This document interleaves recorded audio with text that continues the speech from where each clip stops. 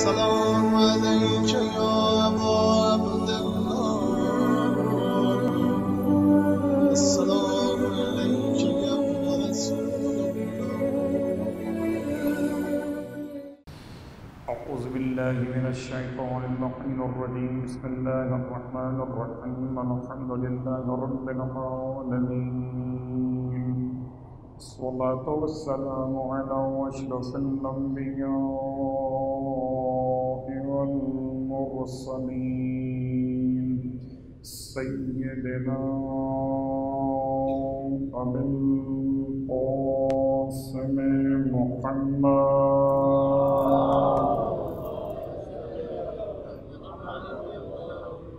وعلى أهل بيته الطيبين الطاهرين واللعنة الدائمة على أعدائهم أجمعين أما بعد فقد قال الله تبارك وتعالى في كلامه الحميد وفرقانه المجيد قوله الحق وهو أصدق القائلين بسم الله الرحمن الرحيم الرحمن علم القرآن خلق الإنسان علمه البيان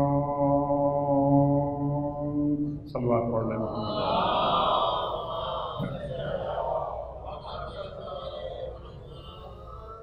تمام تعریف اس پروردگار عالمین کے لیے جس نے بغیر منت و احسان کے کائنات کو خلق فرمایا، اور تمام حد گلے درود و سلام و نزوات مقدسات کے لیے کہ جنہوں نے بغیر کسی منت و احسان کے انسان کو خدا تک پہنچایا۔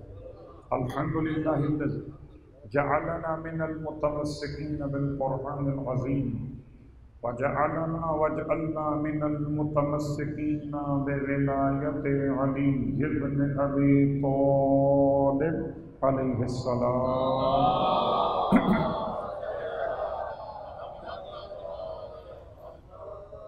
اما بعد سامعین گرامی قدر، حاضرین ذوی الاحترام، آپ کی خدمت مقدس میں شرح خطبہ امام سید سجاد علیہ السلام کے عنوان سے حاضر خدمت ہو رہا ہوں، اور سرنامہ کلام میں سورہ مبارکہ الرحمن کی 4 آیتیں بطور برکت کے تلاوت کی جا رہی ہیں کہ علمہ البیان۔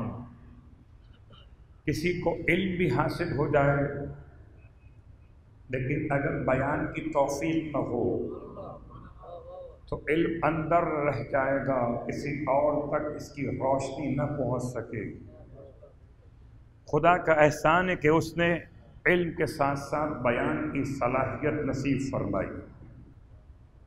بیان کا ایک ترجمہ ہے علم معانی، اور بیان کے اعتبار سے ایسا علم جس میں معانی الفاظ کو دیکھتے ہوئے انتخاب کیا جائے، جو آشکار اور واضح ترین معانی ہوں ان کو استعمال کیا جائے۔ علم معانی اور بیان کے اعتبار سے ایک لفظ بیان ایک مولائے کائنات کا پورا خطبہ خطبۃ البیان، قرآن کے الفاظ البیان، مولا کا خطبہ البیان، اور چوتھے امام کا کلام بیان کا پھر بیان۔ اور اس سے پہلے کہ میں آپ کی خدمت میں مولا کے خطبے کے کلمات پڑھنا شروع کروں، امام جعفر صادق علیہ السلام کی روایت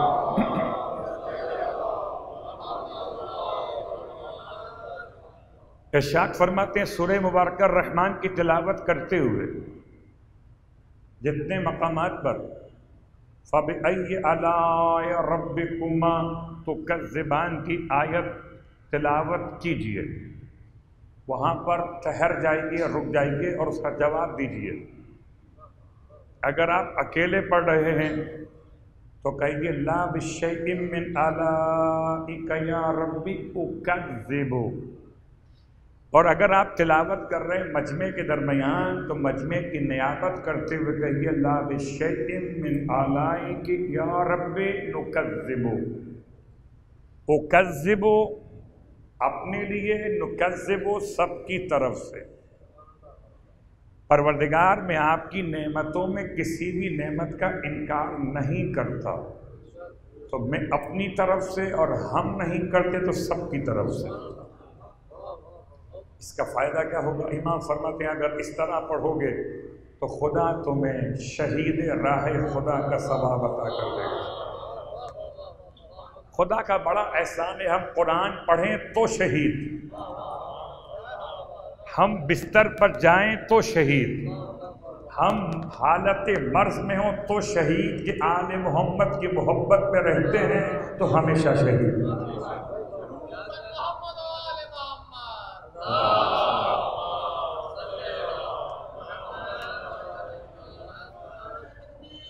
اللہ اکبر، اللہ اکبر، یا رسول اللہ، یا رسول اللہ، یا علی، یا علی، اللہم صل علی محمد وعجل۔ تو میں تمہید کو مختصر کرتے ہوئے آپ کو لیے چلتا ہوں اعطینا ستن کے کلمات پر۔ کل یہیں آپ کو چھوڑ کر رخصت ہوا تھا کہ علم کے کتنے معانی ہو سکتے، اس پر خالی اگر ہم اکیلے بحث شروع کریں تو علم کی کم از کم دو قسمیں، ایک کا نام ہے تصور، ایک کا نام ہے تصدیق۔ ذہن میں جو شکل آتی ہے اگر بغیر نسبت کے ہو تصور، نسبت کے ساتھ ہو جائے تو تصدیق۔ خدا کا بڑا احسان ہے کہ ہمارے ذہن میں جب تصور پروردگار ہوا تو واحد کہہ کر تصدیق ہو گئی، جب تصور مصطفیٰ ہوا تو رسول اللہ کہہ کر تصدیق ہو گئی، جب تصور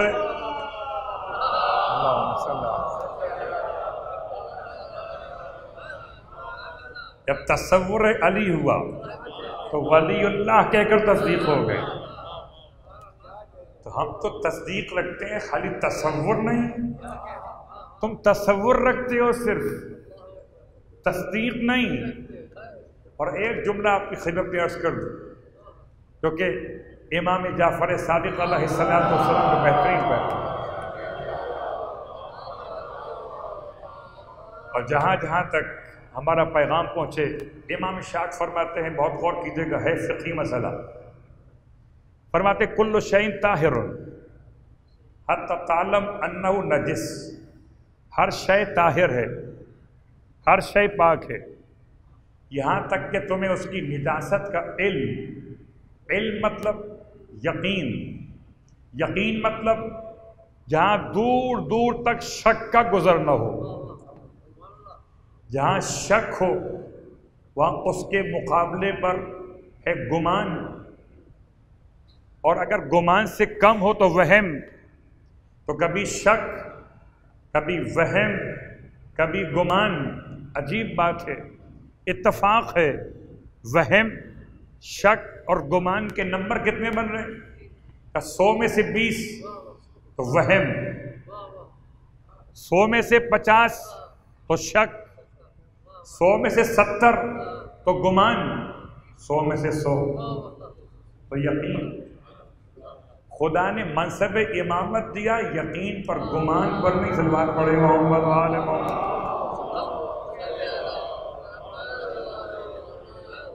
دلیل چاہیے؟ سورہ مبارکہ البقرہ آیت نمبر 124، فَأَتَمَّهُنَّ،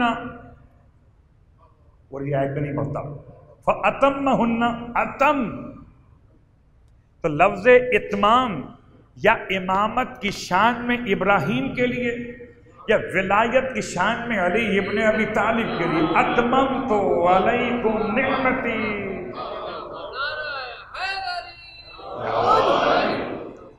لفظ اتم، لفظ اتمم تو کہی تو موضوع ہے، تو 100 میں سے 100 یقین، 100 میں سے 70 گمان، 50 شک، 20 گمان، وہم۔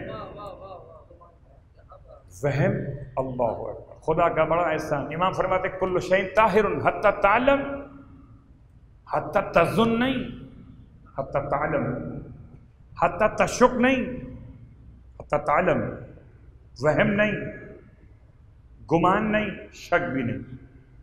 تمہیں یقین ہو جائے کہ وہ شے نجس، زندگی آسان ہو جاتی.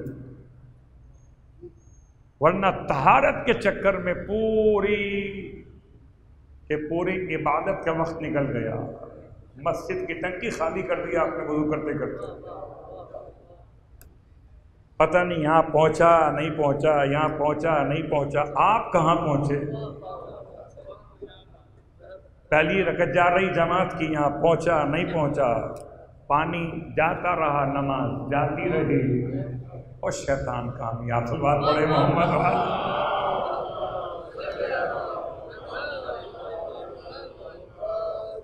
شکیات نماز کی 27 قسمیں، شکیات نماز کی 27 قسمیں. اب اگر وہاں نکل گئے تو بات کہیں اور نکل جائے گی. اپنے آپ کو روکتا ہوں، نماز میں شک ہو سکتا ہے، شک کا علاج ہے. ہر شک کا علاج، کہیں شک کی بنیاد پر نمازی باطل، کہیں شک کی پرواہ بھی نہیں. تو 3 قسم کے شک ہو گئے. پرواہ نہیں، علاج ہو سکتا باطل. ایک مثال تینوں کی. شک ہو گیا کہ قنوت پڑھا کہ نہیں پڑھا. کب خیال آیا؟ جب آپ رکوع میں چلے گئے، سیکنڈ رکعت کے رکوع میں چلے گئے. تو ایک آپشن ابھی ہے، جب کھڑے ہو جاؤ دوبارہ تو سجدے میں جانے سے پہلے پڑھ لینا.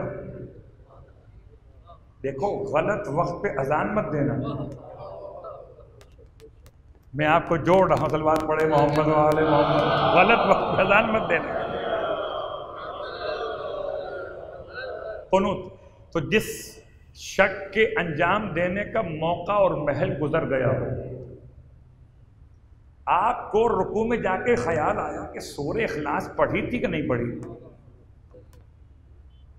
سورہ اخلاص پڑھی تھی کہ نہیں پڑھی، تو ٹھیک وقت گزر گیا اس کا. اب اگر بعد میں کنفرم ہو جائے تو سجدے سے ہو کر لینا. اللہ اکبر. میں فقہی مسئلہ نہیں پڑھ رہا، خالی اشارے کر رہا ہوں. ایک شک اس کی پرواہ نہیں، ایک شک اس کا علاج ممکن ہے. علاج کیسے؟ شک ہوا 4 رکعت کی نماز میں کہ 3 پڑھی کہ 4 پڑھی، حالانکہ سب سے بڑی نماز صرف 4 رکعت ہے. یعنی ہاتھ کی انگلیاں زیادہ ہیں، نماز اس سے مختصر. پھر بھی شک ہو جاتا ہے. صلوات پڑھے محمد وآلہ.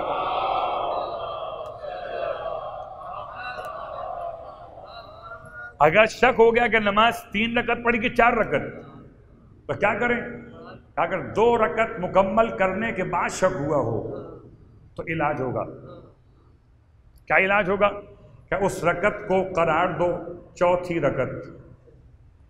تشہد سلام پڑھنے کے بعد کسی سے بات کیے بغیر، قبلہ سے انحراف کیے بغیر کھڑے ہو جاؤ، اور زبان سے نیت کیے بغیر کہو اللہ اکبر. نیت مت کرو زبان سے کہ نماز احتیاط پڑھتا ہوں 1 رکعت قربتاً اللہ. یہ اردو میں کہو گے تو فاصلہ ہو جائے گا، بلا فضل کے ماننے والے ہو. اور آپ نے تو جوڑ لگانا ہے نا. جب جوڑ لگاتے ہیں 20 سے پہلے نکال دے. صلوات پڑھے محمد وآل محمد.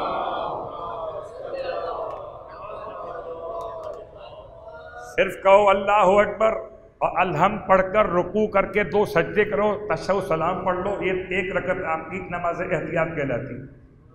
تو علاج ہو سکتا ہے شک. اور ایک ایسا شک اگر ہو جائے تو نماز باطل. صبح کی 2 رکعت نماز میں شک ہو جائے کہ 2 پڑھی کہ 3 پڑھی. مغرب کی 3 رکعت میں شک ہو جائے کہ 3 پڑھی کہ 4 پڑھی. یا ظہر عصر عشاء کی پہلی 2 رکعتوں میں شک ہو جائے، نماز باطل. بات واضح ہو رہی ہے؟ ہم کہاں نکل گئے؟ بات ہو رہی تھی کل شیء طاہر حتی تعلم انہ نجس. ہر شے پاک ہے جب تک کہ تمہیں علم نہ ہو جائے کہ وہ نجس ہو گئے. ہم کیا کریں؟ ہم ہر شے کو پاک سمجھتے ہیں جب تک علم نہ ہو جائے. اب ہمیں علم ہو گیا تو اس کو پاک کیسے کریں؟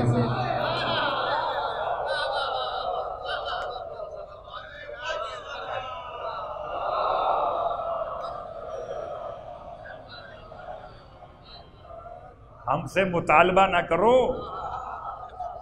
لال مسجد کے برقعے ہمیں یاد ہیں.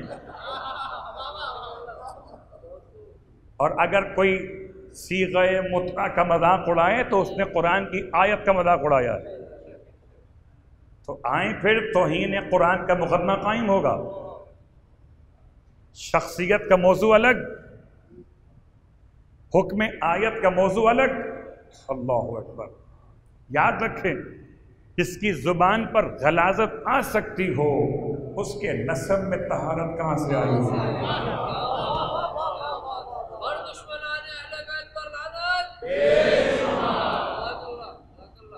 تو اپنے واپس بیان پر آتے ہیں. علم کی اقسام پر. علم کا مطلب یقین، اور علم کی تعریف ہر ایک فن میں الگ الگ کی گئی. منطق میں الگ، علم کلام میں الگ، علم فلسفہ کے اعتبار سے الگ، معانی اور بیان کے لحاظ سے الگ، فقہ کے لحاظ سے الگ.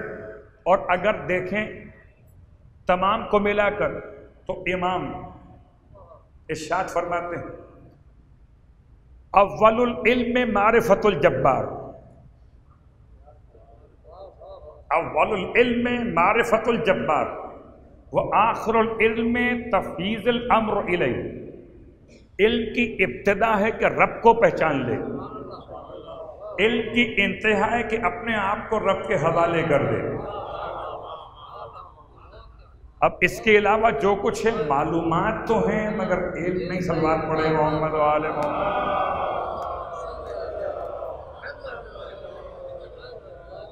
ورنہ علم کی شان کو بیان کرتے ہوئے اللہ کے حبیب ارشاد فرماتے ہیں العلم نور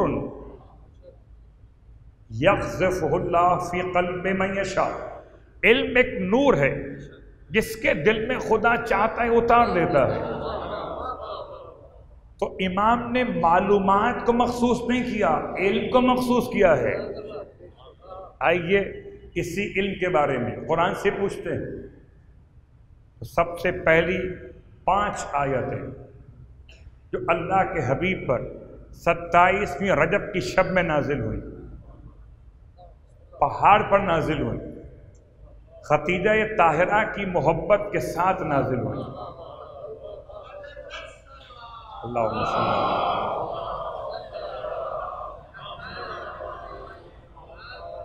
اقرأ بسم ربک الذی خلق. سورہ علق. پڑھ اپنے رب کے نام سے جس نے خلق فرمایا. خلق الانسان من علق. انسان کو پیدا کیا جمے ہوئے خون سے. خلق الانسان من علق اقرأ ربک الاکرم. رب پیدا کرنے والا، اور وہ بھی انسان کو، ایسے انسان کو کس سے؟ جمے ہوئے خون سے. جمع ہوا خون اگر آپ کے ہاتھ پہ لگا ہوا ہو آپ ہٹائیں گے، بہا دیں گے، گرا دیں گے. اس جمے ہوئے خون سے انسان کو بنایا. اللہ اکبر. اقرأ ربک الاکرم. پڑھ اپنے اس رب کے نام سے جو اکرم ہے، کریم نہیں. وہ تو کریموں کو خلق فرما دیتا. الاکرم اللہ الذی علم بالقلم. جس نے علم پڑھا دیا قلم کے ذریعے سے.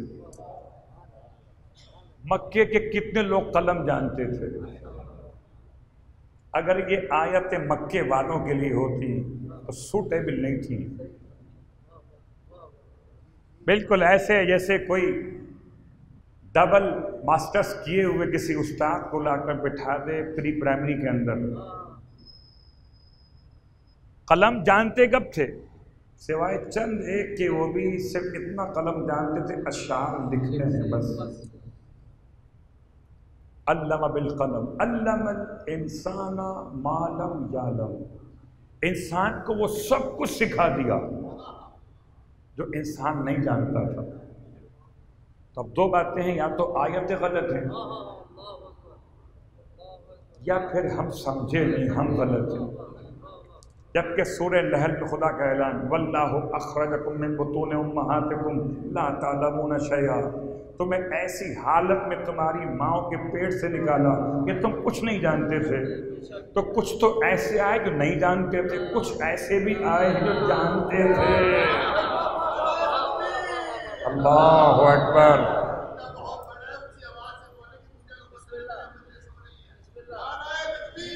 اللہ اکبر یا رسول اللہ، یا علی یا علی اللہ۔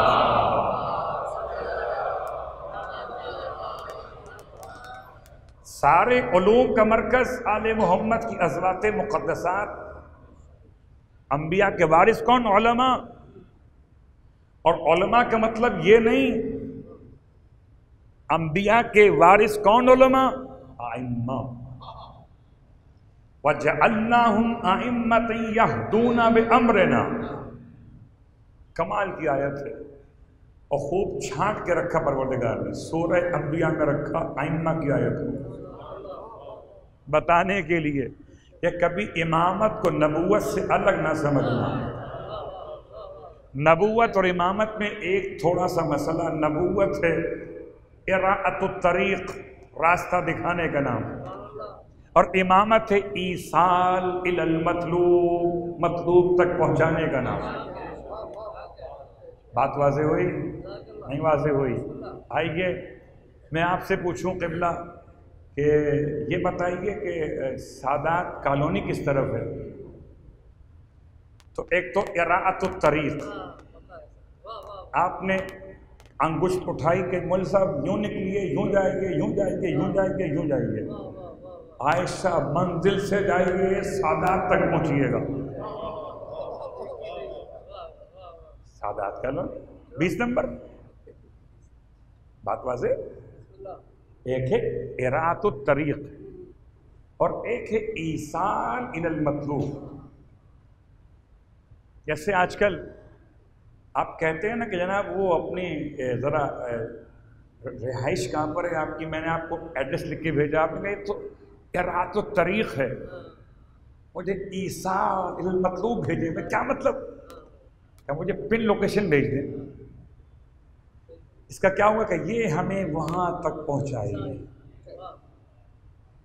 تو اگر ایڈریس لکھ کے بھیجیں گے تو کیا ہے؟ اراءۃ الطریق، اور اگر پن بھیجیں گے لوکیشن کی تو کیا ہوگا؟ ایصال الی المطلوب۔ تو اس میں تو امکان ہے کہ آپ کو اراءۃ الطریق میں رکنا پڑے، پوچھنا پڑے، ادھر سے ادھر سے ادھر سے پوچھنا پڑے، اور جب ایصال الی المطلوب ہو تو وہ آپ کو سنائے گی یوں مڑ جاؤ، یوں مڑ جاؤ، آگے رش سلوات پڑے محمد والے محمد۔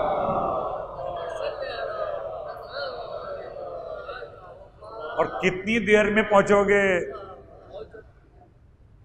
امامت کیا ہے؟ ایصال الی المطلوب۔ نبوت کیا ہے؟ اراءۃ الطریق۔ اب سمجھ میں آیا؟ جس کو امامت سمجھ میں نہ آئی وہ کہتے ہیں اہدنا الصراط المستقیم، ہمیں دکھا دے، اور جن کو امامت سمجھ میں آئی کہتے ہیں امامت کے ذریعے سے اب پہنچا دے۔ کچھ دیکھنے کی دعا مانگ رہے ہیں، کچھ پہنچنے کا شکریہ ادا کر رہے ہیں۔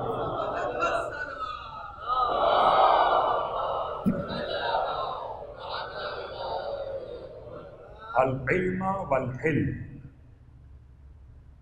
فرماتے ہیں اوتینا ستن، ہمیں 6 باتیں عطا کی گئیں۔ ایک علم، اور صرف علم نہیں، العلم، دونوں میں فرق ہے۔ صرف علم ہو تو یہ ایک لحاظ سے نکرہ استعمال ہوگا، سارے علوم کو لے لے گا۔ العلم کا مطلب ایک خاص علم، العلم کا مطلب تمام تر صفات علم کے ساتھ، کائنات میں جو کچھ بھی ہے، اللہ اکبر، پروردگار نے سب کا علم آل محمد کو عطا کر دیا۔ والحلم، اور اس کے بعد صرف علم نہیں، سورہ مبارکہ صافات میں حلم کے موضوع پر ایک تو مسئلہ ہے، پروردگار کا نام بھی ہے حلیم، خدا علیم بھی، خدا علام بھی، خدا عالم بھی، خدا مولا بھی، اور خدا مولانا بھی، خدا حلیم بھی، اور ایسا حلیم کہ جب جناب ابراہیم علیہ السلام نے دعا مانگی، سورہ صافات، رب ہب لی من الصالحین، پروردگار مجھے صالحین میں سے، آیت نمبر 99، رب ہب لی من الصالحین، مجھے صالحین میں سے عطا کر دے بیٹا، فبشرناہ بغلام حلیم، ہم نے ابراہیم کو بشارت دی ایک بیٹے کی جو حلیم ہوگا۔ تو ابراہیم کے بیٹے اسماعیل کو حلیم کہتے ہیں۔ اللہ اکبر، اگر جس کے قربانی کے موقع پر دمبا جنت سے آ جائے وہ حلیم ہو، تو جو ذبح عظیم ہو کتنا بڑا حلیم ہوگا۔ اعطینا ستن، 6 چیزیں۔ تو حلم کا مطلب ہے بہت آسان، بردباری، جہلا کے مقابلے پر۔ اب روایت آپ کی خدمت میں پیش کروں، اور روایت ایک ایسی شخصیت سے منسوب، ان کا نام بہت کم لیا جاتا ہے، طاؤس یمانی۔ طاؤس کے والد کا نام تھا کیسان، آپ تھے یمن کے رہنے والے، قبیلہ آپ کا تھا حمدانی، آپ کی کنیت تھی ابو الحسن، بڑی عظیم شخصیت۔ طاؤس برادران اہل سنت کے یہاں بھی آپ کے بارے میں بہت کچھ لکھا گیا، اور انہیں بعض اصحاب کا شاگرد کہا گیا۔ طاؤس یمانی خدمت امام سجاد علیہ السلام،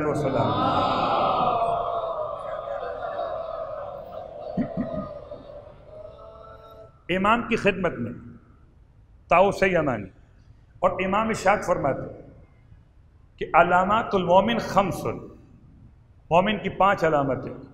چوتھے امام 5 علامتیں کس کی؟ مومن کی۔ اب جس کو 5 سے محبت ہے وہ بطور خاص سنیں، اور یہ سوچ کر سنیں کہ پیدا کرنا ہے 5 اپنے اندر۔ تو طاؤس کہتے ہیں وما ہن یبن رسول اللہ، اے فرزند رسول، صحابہ کا پڑھا ہوا امام سجاد کو کہتا ہے یبن رسول اللہ، اے رسول اللہ کے بیٹے بتائیے 5 کون سی ہیں؟ فرمائے الورع فی الخلوۃ والصدقۃ فی القلۃ والصبر عند المصیبۃ والحلم عند الغضب۔ ارشاد فرماتے ہیں مولا 5 باتوں میں سے پہلی بات فرمایا الورع، کہ تقوی پرہیزگاری ہو، فی الخلوہ، تنہائی میں، سب کے سامنے متقی نہ بنو، تنہائی میں متقی بنو تو پتہ چلے، تنہائی میں تو پھر اپنا اختیار، کیا دیکھنا ہے کیا سننا، صلوات پڑھے محمد وآل محمد۔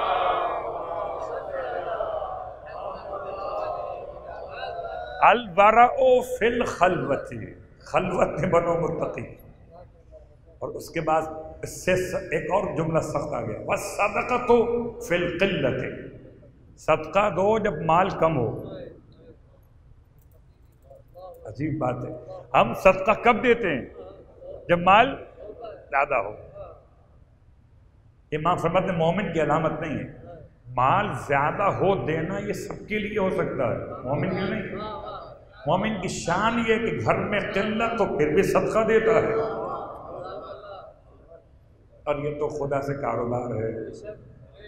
قبلہ بزنس کی تعلیم میں ایک جملہ ہم نے سنا ہے کہ پیسے کو پیسہ کھینچتا ہے. صلوات پڑھے محمد و آل محمد.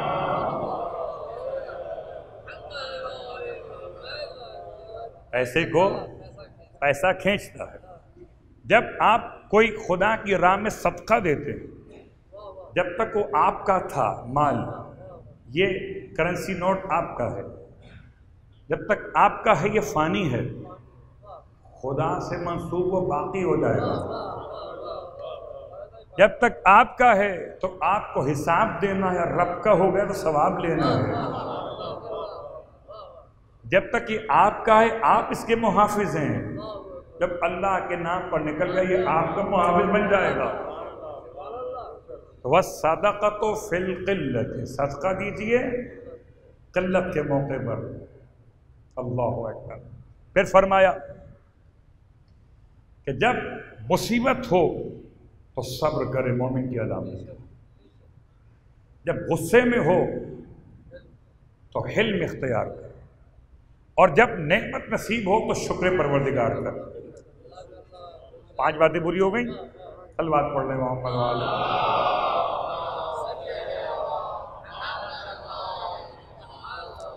الحلم عند الغضب. حلم کب ہوگا؟ جب کہ غضب. اور اسی اعتبار سے جب تک غضب نہیں ہے حلم نہیں ہے. آپ نہ کہیں، میں مثال دیتا ہوں، جب تک کوئی آپ کے موبائل فون پر کال نہیں آئے گی تب تک موبائل آپ پر شو نہیں ہوگا. مثال دے رہا ہوں. ویسے کھیلنا تو الگ موضوع ہے. اب آج کل لوگ مجلس میں بیٹھ کر بھی کھیلتے ہیں ماشاءاللہ. تو میں کہتا ہوں کہ کچھ تو خیال کرو اس فرش پر، صرف مجھے مت دیکھو، آل محمد کو دیکھو. شرم نہیں آتا؟ تو کیا اب ضروری ہے کہ موبائل باہر جمع کروائے جائیں سیکیورٹی کے نام پہ؟ صلوات پڑھے محمد والے.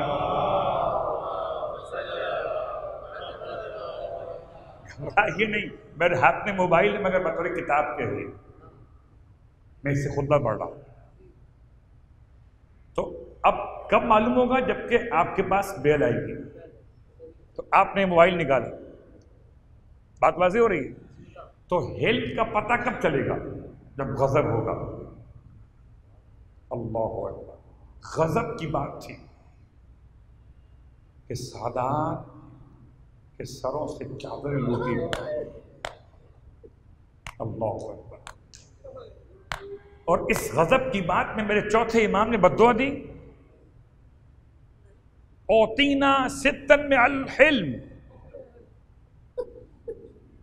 چلیے چادر کی بات نہیں کرتا، اس کے سامنے 4 سال کی یتیم بچی کو تماچے مارے گا اور اس پر بد دعا نہ ہو. اللہ اکبر. تصور کیجیے گا. مصائب سننا اور بات ہے اور امام کے خطبے کو سمجھنا. آئیے الحلم واضح ہو گیا. جتنا جتنا غضب اتنا اتنا حلم. اگر تبرک بڑھ رہا ہو تو حلم، آپ کو نہ ملے تو حلم. بات واضح ہو رہی ہے. کسی اور کو زیادہ مل جائے تو حلم. سفر کرتے ہوئے راستے میں ٹریفک جام ہو جائے اور آپ کے ساتھ پرابلم آئے تو حلم. ایسا نہیں ہے کہ ایئر کنڈیشن روم میں بیٹھ کے میں تو حلیم ہوں. یہاں کون سے حلیم ہو گیا؟ الحلم عند الغضب. حلم کی پہچان کب ہوگی؟ جب غضب ہوگا.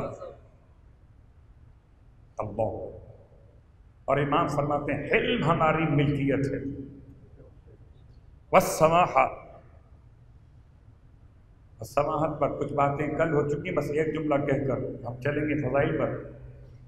سماحت مانے امام کا کتنا کرم تھا، اتنا عطا کرنے والا میرا مولا کہ 2 سوکھی روٹیوں سے مقدر سا مار دیا. اچھا 2 روٹی جو سوکھی تھی وہ تو میری سائل کو،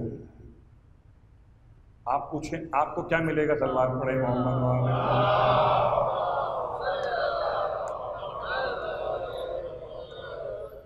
اگر پہنچ سکیں تو بیان کروں کہ امام کے دستے مبارک سے 2 روٹیاں سائل کو ملی، اور اگر امام کے نام پر فرش ادا سے آپ کو تبرک ملا تو بات صرف نسبت کی ہے کہ ضد نہ کرنا کہ امام کے ہاتھ سے لینا ہے۔ امام کے نام سے بھی مل جائے تو اسے امام کا ہاتھ سمجھ لو۔ صلوات پڑھے محمد وآلہ۔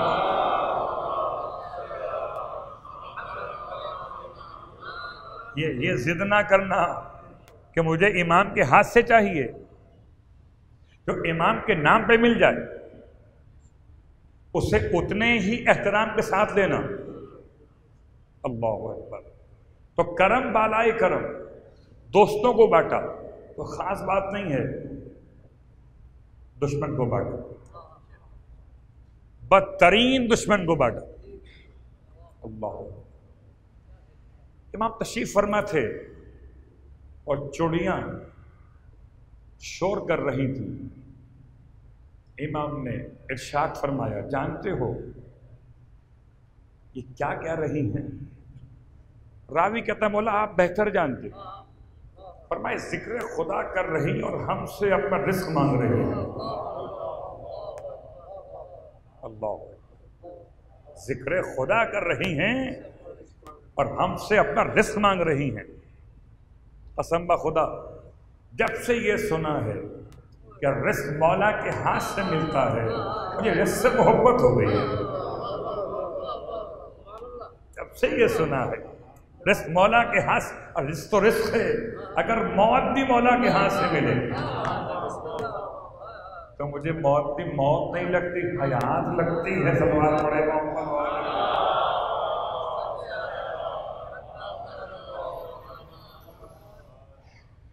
اور فصاحت و شجاعت پر آج کی حد تک بات کو روکتے ہوئے آگے جملہ بڑھا دوں۔ فضلنا،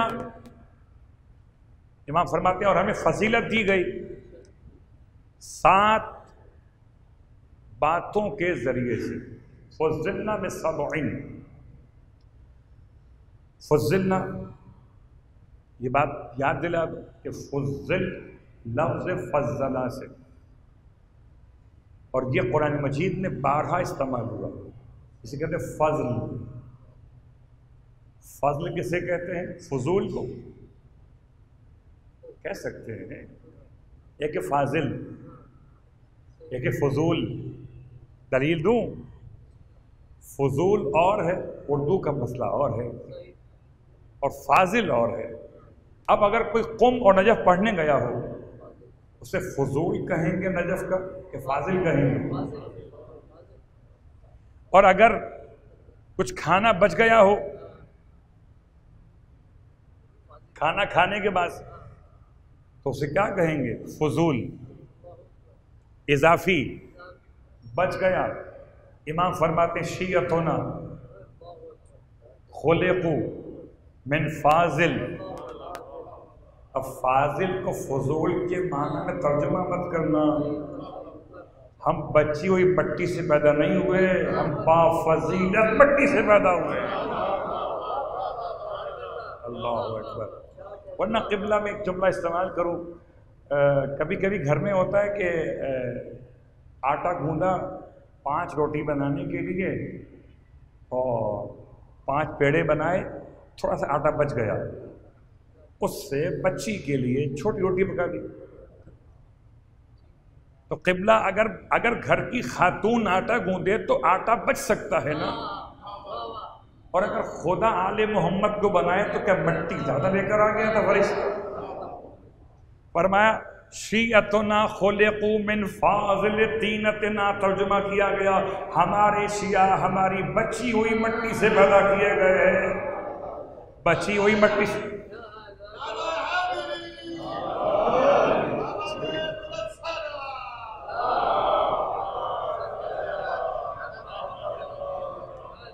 اور اور جب کوئی مولا کے شہر سے علم لے کر آئے تو فضول نہیں فاضل ہوتا ہے. اگر کوئی مولا کی مٹی سے بنا ہو تو فضول کیوں ہوگا؟ فاضل ہوگا نا. اللہ اکبر. آج کی اب تک بات کو روکتا ہوں. یہ ساتھ کیا مسئلہ ہے یہ کل شروع کریں گے. بس عزیزان گرامی قدر، بہت مشکل سا امتحان ہے. اس مشکل سے امتحان کے لیے خدا نے سید سجاد کا انتخاب کیا. جو امتحان کسی اور سے نہ لیا گیا وہ سید سجاد سے لیا گیا. کیسا امتحان ہے؟ اتنا سخت امتحان ہے کہ اگر مدینہ منورہ میں شہزادی نے صرف اتنا ارشاد فرمایا تھا کہ خلو ابی الحسن، حسن کے بابا کو چھوڑ دو ورنہ زہرا اپنے بال کھول دے گی، صرف فرمایا تھا تو زمین مدینہ ایسی لرز گئی کہ جملہ ہے تاریخ کا کہ اس حد تک دیواریں زمین مدینہ سے اونچی ہو گئی. ایسا زلزلہ ارتعاش تھا کہ پورا گھوڑا سوار ان دیواروں کے نیچے سے گزرنا چاہے تو گزر سکتا تھا.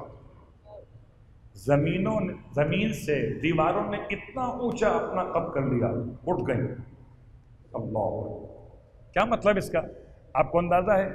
جب کوئی بم بلاسٹ ہوتا ہے تو تمام چیزیں اوپر اڑ کے جاتی ہیں. تو اس حد تک سختی تھی کہ زمین سے دیواروں کی بنیادیں نکل گئیں اور اتنا ہائٹ پہ چلی گئیں کہ اگر کوئی گھوڑا سوار اس مقام سے گزرنا چاہے تو گزر سکتا تھا. واہ غربتہ، یہ مدینہ منورہ ہے اور وہ سرزمین کربلا ہے. جملہ ہر سال پڑھا کرتا ہوں کہ چوتھے امام کی امامت کی پہلی شام شام غریبہ ہے. کسی امام کی امامت کی پہلی شام شام غریبہ نہیں تھی. اور جو میرے امام سے پہلا مسئلہ پوچھا گیا آپ کی امامت کے فوراً بعد، وہ مسئلہ پوچھنے والا بھی کوئی عام شخص نہیں تھا. کائنات میں خدا نے بس ایک زہرا بنائی، ایک ثانی زہرا بنائی، اور مسئلہ اتنا حساس تھا کہ پوچھتی تھی بیٹا امام وقت کو بتلاؤ جل کے مر جائے یا بغیر چادر کے باہر نکل جائے. رونے والوں اللہ اکبر، کبھی کسی نے شہزادیوں کی کنیزوں کو بھی نہ دیکھا. شہزادیوں کے لیے تو ممکن ہی نہیں جملہ استعمال کرنا. ان کے گھر کی کنیزوں کو کسی نے بے حجاب نہ دیکھا. ایسے میں جب جناب زینب نے ارشاد فرمایا، میں سوچتا ہوں مولا آپ فرماتے جل کے مر جاؤ، تو شہزادیوں کے لیے آسان تھا عمل کرنا. اگر آپ نے فرمایا اس عالم میں باہر نکل جائے، اللہ اکبر، باہر تو نکلی ہے بی بی، حکم امام ہو گیا. اور جب حکم امام ہو گیا تو آپ کا نکلنا واجب ہو گیا. اور کیسے نکلی؟ اللہ اکبر، جیسے ہی جلتے ہوئے خیمے سے باہر آئی، نہ اکبر کو یاد کیا، نہ قاسم کو یاد کیا، نہ اپنے برادر عباس کو یاد کیا، نہ اپنے ماجائے حسین کو یاد کیا. اپنے کھلے سر پر دونوں ہاتھ رکھے، آسمان کو دیکھا، فرمایا واہ حجابا، آج زینب کی چادر بھی نہ رہی. اللہ اکبر. رونے والوں، بس ایک جملہ آپ کی خدمت میں اور پڑھوں گا. کتنا مشکل کام تھا کہ کربلا سے کوفہ، کوفے سے شام تک بیویاں چادر مانگتی ہوئی گئی ہیں. سہیل بن سعد الانصاری رسول خدا کے صحابی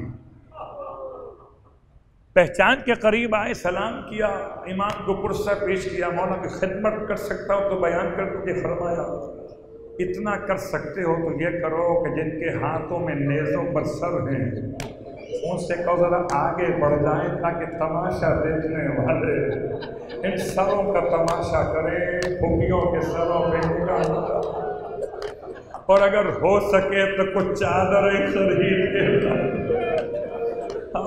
جیسے ہی چادریں لا کر دی سہیل نے، اور ویسے ہی شمر جلاد آگے بڑھا، رونے والوں قیامت کا منظر تھا۔ اسی بات کے لیے عجیب عجیب سوال کیا ہے حالت خواب میں۔ ایک شخص ذاکر میں روزہ خواں ہے، کہتا ہے میں نے حالت خواب میں امام زمانہ کو دیکھا، میں نے مولا سے پوچھا مولا آپ کا جملہ ہے، آپ فرماتے ہیں اتنا روں گا یہاں تک کہ میری آنکھوں سے خون بہنے لگے۔ امام فرماتے ہاں ہمارا مرثیہ ہے، ہم نے کہا ہے۔ تو کہنے لگا مولا آپ مجھے بتائیں گے نہیں وہ کون سی مصیبت ہے جس کو یاد کر کے آپ کی آنکھوں سے خون بہنے لگتا ہے؟ شاید علی اکبر کا زخم جگر یاد کرتے ہو، فرمایا مصیبت کتنی بڑی ہے کہ اکبر خود بھی ہوتے تو خون کے آنسو بہاتے۔ یہ کہتا ہے مولا ہو سکتا ہے عباس کے کٹے ہوئے بازو یاد کر لیتے ہو، فرمایا مصیبت کتنی بڑی ہے کہ اگر چچا عباس بھی ہوتے تو خون بہاتے۔ پھر پوچھا ذاکر نے مولا کہ آپ کے جد مولا حسین کہ جن کے جسم کو گھوڑوں کی ٹانپوں سے پامال کیا گیا ان کو یاد کرتے ہیں تو آنکھوں سے خون بہتا ہے، فرمایا اگر میرے جد مولا حسین بھی سامنے ہوتے مصیبت اتنی عظیم ہے کہ خون کے آنسو بہاتے۔ آخر میں ہاتھ جوڑ کے پوچھا روزہ خان نے، بولا بتائیں مصیبت کون سی ہے؟ فرمایا جب میں یاد کر لیتا ہوں میری پھوپھیوں کے سر سے چادروں کا لوٹا جانا، میری آنکھوں سے خون بہنے لگتا ہے، واہ محمد واہ مصیبت خدا سید سجاد کا واسطہ، جناب زینب کی چادر کا واسطہ، خدایا ہمارا پرسہ قبول فرما،